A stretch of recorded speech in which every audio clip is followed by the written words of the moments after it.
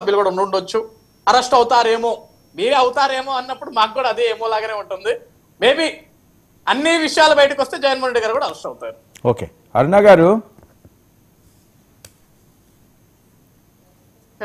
ఏంటి మిథున్ రెడ్డి గారితో ఇదేమీ ఆగేదా లేదు, డైరెక్ట్గా జగన్మోహన్ రెడ్డి గారికి లింక్స్ అన్నీ వెళ్తున్నాయని చెప్పారు. భారతీ గారి పేరు ఇప్పుడు మళ్ళీ కొత్తగా వస్తున్నది. అసలు పార్టీ పగ్గాలు ఎవరికి అప్పు చెప్పాలా అన్న ఆలోచనలు కూడా చేస్తున్నారని, అసలు ఏది నిజమో ఏది అబద్ధమో అర్థం కాని పరిస్థితి అయిపోయింది ఆంధ్రప్రదేశ్ రాజకీయాల్లోని. సార్, ప్యానల్ పెద్దలకి మీకు వీక్షకులకి నమస్కారం సార్. లిక్కర్ కుంభకోణం అనేది పెద్ద స్థాయిలో జరిగింది అని చెప్పేసి సాక్షాత్తు వైసీపీ నుంచి బయటకు వచ్చినట్టు ఎమ్మెల్యేలే మీడియా ముఖంగా ఆధారాలతో సహా కేంద్రంలో ఉన్నటువంటి పెద్దలను కలిసి మరీ ఆధారాలు సబ్మిట్ చేసి మీరు ఎలాంటి సపోర్ట్ ఇవ్వమన్నా మేము ఇస్తాము, ఎక్కడెక్కడ తప్పిదాలు జరిగాయి అనేది కూడా మేము తెలియజేస్తాం ప్రభుత్వానికి, అలాగే మీరు ఏర్పాటు చేసినటువంటి వ్యవస్థకు అని చెప్పేసి స్వయాన వాళ్ళ ఎంపీలే ప్రెస్ ముందుకు వచ్చి చెప్పి లిక్కర్ స్కామ్ జరిగింది, ఢిల్లీలో కుంభకోణం అనేది జస్ట్ నీటి బిందువు అయితే ఆంధ్రప్రదేశ్ లోది సముద్రం అంత జరిగిందని చెప్పినటువంటి మాట వాస్తవం. ఇది క్లియర్. దీనికి సంబంధించి ఆల్రెడీ ప్రభుత్వం సిట్ను ఏర్పాటు చేసి దాని మీద ఆల్రెడీ దర్యాప్తు కొనసాగుతున్నటువంటి విషయం ఇది క్లియర్.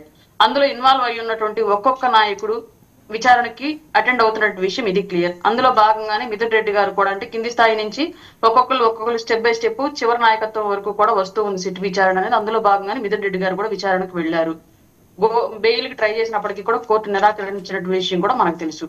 తర్వాత నెక్స్ట్ స్టెప్ ఎవరు అనేది ఆటోమేటిక్ గా ప్రభుత్వం మద్యం షాపులు నడిపింది కాబట్టి ఖచ్చితంగా అప్పుడున్నటువంటి ప్రభుత్వంలో పెద్ద తలకాయగా ఉన్నటువంటి ముఖ్యమంత్రికి కూడా ఇందులో లావాదేవీల్లో వాటాలు ఉంటాయి అన్నటువంటి సందేహాలు, అలాగే దానికి సంబంధించినటువంటి సాక్ష్యాలు కూడా ఉండేటువంటి అవకాశం అయితే ఉంది డెఫినెట్ గా. దీంట్లో జగన్మోహన్ రెడ్డి గారు ఏమి శుద్ధపూస అని చెప్పేసి మనం క్రియేట్ చేయడానికి వీలేదు, ఎందుకంటే ప్రైవేట్ గా అమ్మలేదు మద్యం, ప్రభుత్వం అమ్మింది క్లియర్లీ.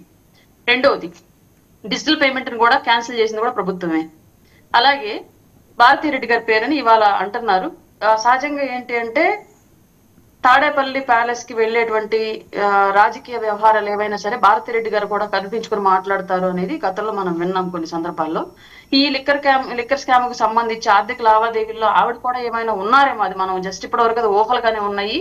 రానున్న రోజుల్లో దర్యాప్తులో బయటపడాల్సిన అంశాలు కాబట్టి వాటి గురించి మనం ముందుగానే ఎవరిని దోషులుగా చెప్పడమో లేదంటే ఇంకొకరు దోషులు కాదని చెప్పేసి నిర్ధారించడం ఇవి కూడా కరెక్ట్ అయినటువంటి పద్ధతులు కాదు ఆల్రెడీ సిటీ విచారణలో ఉన్నప్పుడు. కాబట్టి డెఫినెట్ గా ఈ కేసులో ఎవరున్నా అందరినీ అరెస్ట్ చేస్తేనే ప్రభుత్వం మీద అలాగే విచారణ వ్యవస్థల మీద ఖచ్చితంగా ప్రజలకు నమ్మకం కలిగిద్ది. లేదంటే దీంట్లో కూడా తప్పుదారులు పట్టి ఎగ్జామిషన్లు ఉన్నాయంటే మాత్రం ఖచ్చితంగా వ్యవస్థల మీద ప్రజలకు నమ్మకం పోయింది. అంటే డబ్బున్న వాళ్ళకి ఒకలాగా, డబ్బు లేని వాళ్ళకి ఒకలాగా న్యాయ వ్యవస్థలు పనిచేస్తాయి అన్నటువంటి ఎప్పటి నుంచో ఉన్నటువంటి నాడు నుండి ఇంకా కొనసాగించినట్లుగా అయిపోద్ది కూటమి ప్రభుత్వం మీద కూడా. సార్, అంటే మీకేమైనా అనుమానాలు ఉన్నాయా కూటమి నుంచే వాళ్ళకి హెల్ప్ దొరుకుతుంది అని?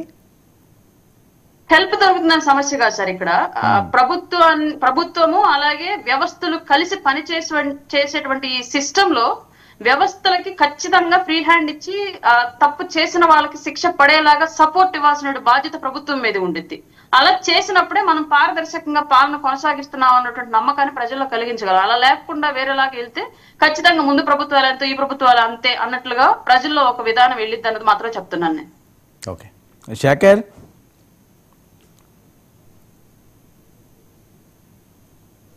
వినిపిస్తుందా? ప్లీజ్ ఒక్కసారి వెంకటేష్ గారిని మాట్లాడుతాం సార్, చిన్న కాల్ వచ్చింది, మాట్లాడుతున్నాం ప్లీజ్. Right, okay. వెంకటేష్ గారు,